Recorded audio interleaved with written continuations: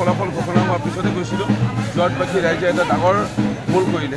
এইটো কাৰণে ভুল কৰিলে বুলি মই ক'ব বিচাৰিছিলোঁ, কাৰণ জোৱাৰ দুখৰ ৰাইজে আৱেগিকভাৱে এটা আংশিক লোকে বেছিকৈ তেওঁক মৰম কৰিব ধৰিলে আৰু প্ৰচাৰ কৰিব ধৰিলে, যাৰ এটা ঢৌ বলিছিল আৰু এই ঢৌ বলত তেওঁ জিকিলে। প্ৰকৃততে দেশৰ প্ৰধানমন্ত্ৰী নৰেন্দ্ৰ মোদী ডাঙৰীয়া দ্বিতীয়বাৰৰ বাবে প্ৰধানমন্ত্ৰী হ'ব, এয়া এক প্ৰকাৰে নিশ্চিত হৈ আছিল। আৰু মাননীয় মুখ্যমন্ত্ৰী ডক্টৰ হিমন্ত বিশ্ব শৰ্মা ডাঙৰীয়া অসমত তেখেতে শাসন কৰি আছে বা সেৱা কৰি আছে, এয়া জানিব লাগিছিল। যোৰহাটৰ লোকসভা অঞ্চলৰ ৰাইজে এয়াও জানিব লাগিছিলে মাজুলী দলং আজি নিৰ্মাণ হ'বলৈ গৈ আছে। আজি দেখা পাব লাগিছিলে যে আমাৰ বিভিন্ন উৰণীয়া সেতু ৰেলৱে লাইনত হ'ব গৈ আছে। বিভিন্ন আমি বিশ্ববিদ্যালয় মহাবিদ্যালয় আমি পাবলৈ গৈ আছোঁ।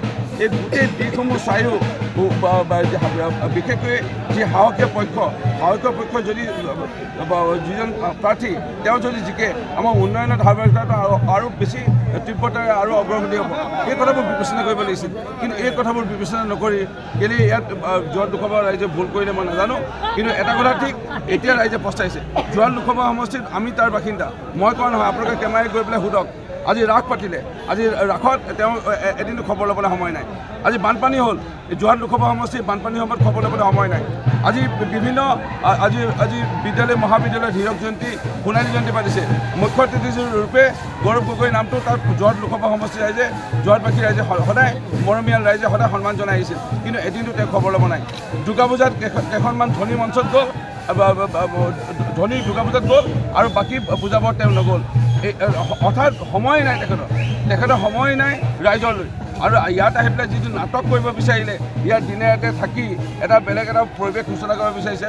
তেওঁ এটা বীৰ, এজন বলৱান, তেওঁ যে বীৰ নহয়, বলৱান নহয়, তেওঁ জিৰ' এটা আৱেগৰ সূত্ৰহে কাৰণতহে যোৰহাট লোকসভা ৰাইজে তেওঁ জিকাইছিল। তেওঁ যে হিৰ' নহয়, ভোটৰ ব্যৱধান তেওঁতো চাব গ'লে তেওঁ এনেকুৱা লাগিছিলে তেওঁ 30,000 ভোটত জিকিব। তেওঁতো আজিৰ পৰা 1.5-2 মাহমান আগৰ পৰা তেওঁ লাগি আছে। আমিতো 15 দিনমান ইয়াত কেম্পেইনিং কৰিছিলোঁ, তেওঁ 1.5 মাহ, আমি 15 দিন। ইয়াতে প্ৰমাণ কৰে মাননীয় মুখ্যমন্ত্ৰী ডক্টৰ হিমন্ত বিশ্ব শৰ্মা ডাঙৰীয়া এদিন মাত্ৰ আহিছে, তেওঁ ইয়াত 1.5 মাহ, আৰু তেখেতে এদিন আহিয়ে ইয়াত দেখুৱাই দিলে তেখেতৰ বল, ডক্টৰ হিমন্ত বিশ্ব শৰ্মা ডাঙৰীয়াৰ বল দেখুৱাই দিলে।